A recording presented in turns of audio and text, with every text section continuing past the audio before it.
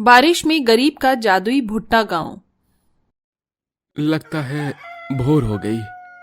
मुर्गे की बांग देते धूपन अपने भुट्टे के खेत की ओर चल देता है। तभी रास्ते में उसको लखन मिलता है।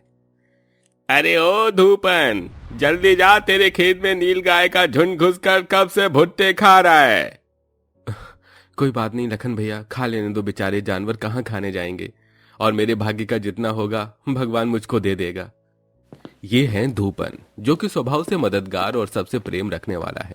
पेशे से वो गरीब किसान है जो खेती बाड़ी के सहारे अपने परिवार का भरण पोषण करता है, जो कि दानापुर गांव में रहता है, जहां के निवासी आज भी घनघोर गरीबी और दुखों में जिंदगी गुजारने को मोहताज हैं।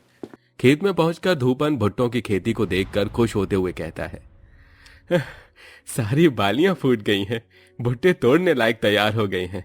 हाँ, इन्हें तोड़ लेता हूं। बहुत सारे भुट्टे तोड़कर धूपन टोकरी में भर लेता है और दानापुर गांव में रहने वाले हर एक घर परिवार में जाकर देता है। यशोदा काकी, ओ यशोदा काकी। कौन है भाई? धूपन? हाँ हाँ काकी, मैं हूँ, जल्दी से आ जाओ। ये लो, अपने खेत की पहली फसल के भुट्टे लेकर आया हूँ। मगर बिटवा, तूने कितनी मेहनत करके भुट्टे उगाए हैं, फिर तू ये हमको क्यों बांट रहा है? इसे बेचकर अपने परिवार के लिए कर। काकी, आप भी तो मेरा परिवार हैं। मैं चाहता हूँ कि मेरे खेत के पहले भुट्टे मेरा गांव परिवार खाए। धूपन के मन में दानापुर गांव वालों के प्रति प्रेम भाव बसा देखकर बूढ़ी यशोदा की आंखें नम हो जाती हैं। तभी नंदलाल बेबस होके कहता है, भगवान तेरा घर हमेशा आबाद रखे धूपन।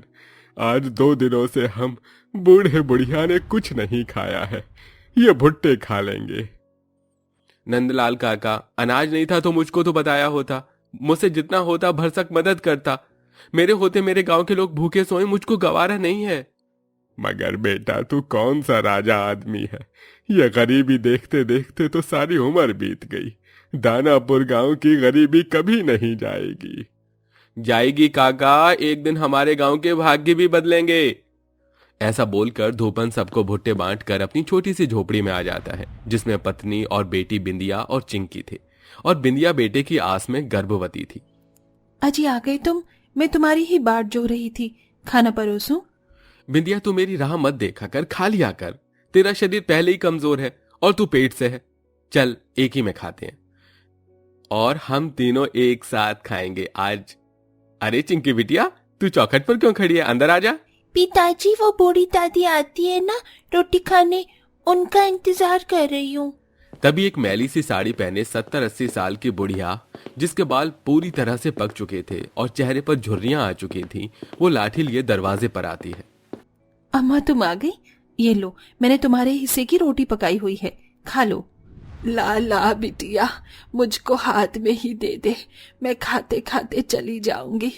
तभी जोर जोर से घटाएं चमकने लगती हैं और मौसम खराब हो जाता है।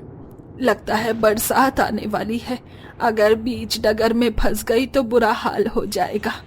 तू दे दे, मैं अपनी कुटिया में जाके खा लूंगी। जैसा तुमको ठीक लगे अम्मा। बुढ़िया रोटी लेकर चली जाती है। तभी बहुत तेज की आंधी उठती है, जिसके बाद में बुढ़िया दिखाई नहीं देती। बारिश बरसने के चलते दानापुर गांव में रहने वाले हर एक निवासियों की फूस की झोपड़ी भीग जाती है और छत टपकने लगती है। तभी लखन की पत्नी चंपा थक कर कहती है, हे भगवान, पता नहीं ये सावन भादो का दिन क्यों आता है। जब भी ये बरसातों का मौसम आता है, हम गरीबों के लिए आफत पैदा करता है। पानी निकाल निकाल कर तो मैं उकता गई।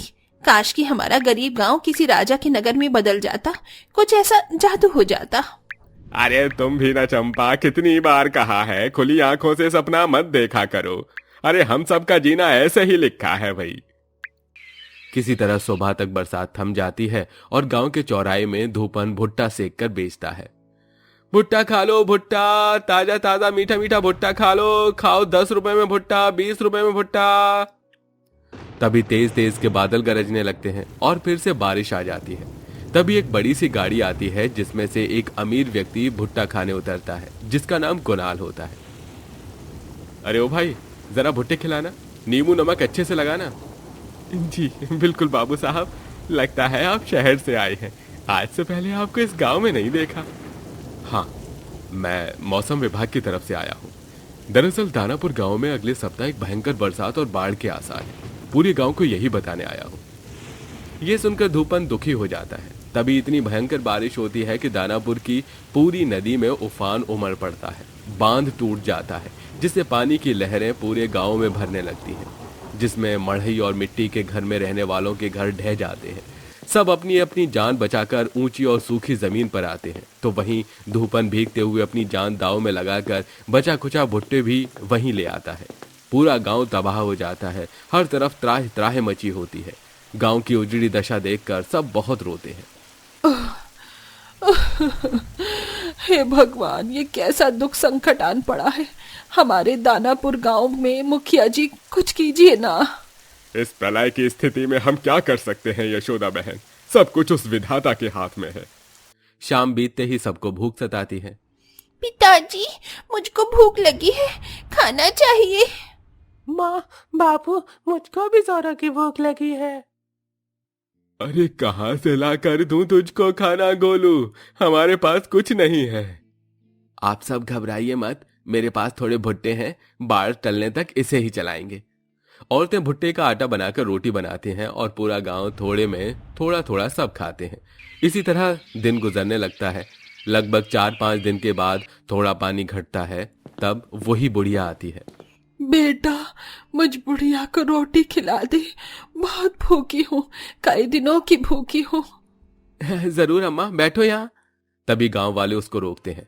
अरे बिल्कुल नहीं धूपन, यह कंगाली में अपना ही आटा गीला है, इतने ही भुट्टे हैं, पहले हम इससे अपने गांव का पेट भरवाएंगे। अरे माफ करो अम्मा, कहीं और जाकर मांगो। कोई बात नहीं बेटा, जाती हूँ। नहीं अम्मा, यहीं रुको, तुम मेरे हिस्से की रोटी खाना।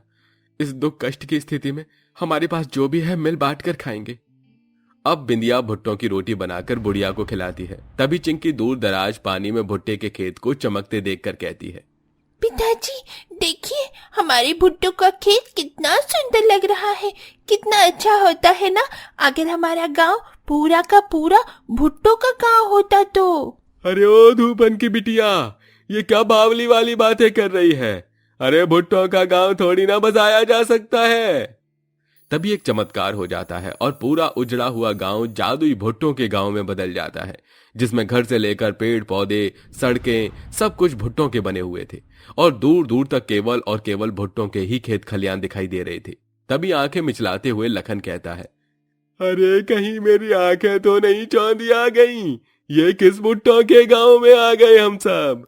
हाय दैया रे दैया, इसका मतलब मैं खुली आंखों से जो देख रही हूँ वो एकदम सच है। हमारा गांव जादुई भुट्टो का गांव हो गया है। तभी एक भविष्यवाणी होती है। हाँ, आज से तुम्हारा गांव जादुई भुट्टा गांव नगरी है।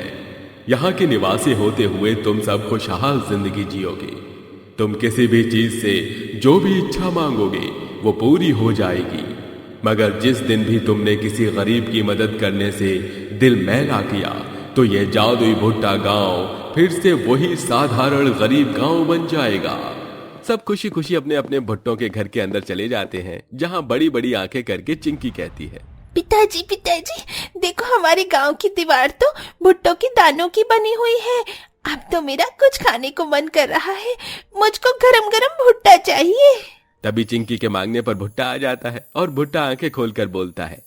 अरे चलो चलो, अब जल्दी से मुझको खा लो और अपनी भूख मिटा लो। अले बाबले, ये जादू का भुट्टा तो कैसे पटर पटर बोलता है। देखो पिताजी, क्योंकि ये जादुई भुट्टा गांव है प्यारी। चिंकी खुश होके पेट भरकर भुट्टा खाती है। मेरा पेट भर गया, लेकिन मुझे अब अच्छे कपड़े चाहिए। देखो मेरी फ्रॉक फट गई है बिल्कुल। अरे बस इतनी सी बात, देखो हमारे तन पर कितने सारे कपड़े हैं। अरे रुको रुको, तुम्हें कपड़े देता हूँ। जादुई भुट्टा गाँव, तारों की छाँव, ऐसे कपड़े दो प्यारी बच्ची को कि जमीन पर रहे ना उसके पाँव। जादुई भुट्टा जैसे इन पहेलियों को बुझाता है तो बहुत सारे कपड़े आ जाते हैं। तो वहीं बाकी सारे गांव वाले भी अपनी अपनी इच्छाएं मांगते हैं। अब सारा गांव जादुई भुट्टा गांव के अंदर खुशहाली से रहने लगता है, जहां किसी को कोई भी दुख नहीं था।